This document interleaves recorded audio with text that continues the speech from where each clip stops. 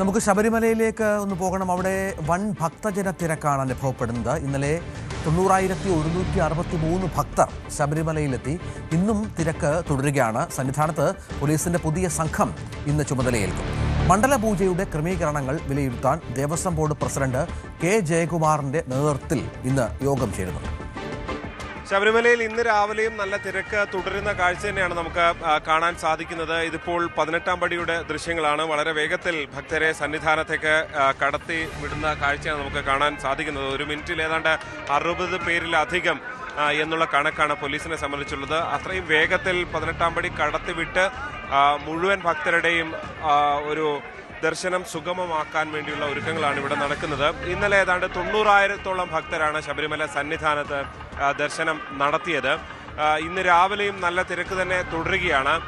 ഒരു കാര്യമുള്ളത്, ഇടയ്ക്ക് ചെറിയ തോതിൽ മഴ പെയ്യുന്ന നിലയിലേക്ക് കാര്യങ്ങൾ എത്തുന്നുണ്ട് സന്നിധാനത്ത്. അത് ഭക്തരെ സംബന്ധിച്ച് ഒരു പക്ഷേ കുറച്ച് ബുദ്ധിമുട്ടുണ്ടാക്കാനുള്ള സാധ്യതയുണ്ട് എന്ന് തന്നെ പറയേണ്ടി വരും. പക്ഷെ കാര്യമായി എവിടെയും വലിയ നിയന്ത്രണങ്ങളൊന്നും ഇല്ലാതെ ഒരു പരിധിവരെ വരുന്നുണ്ട്.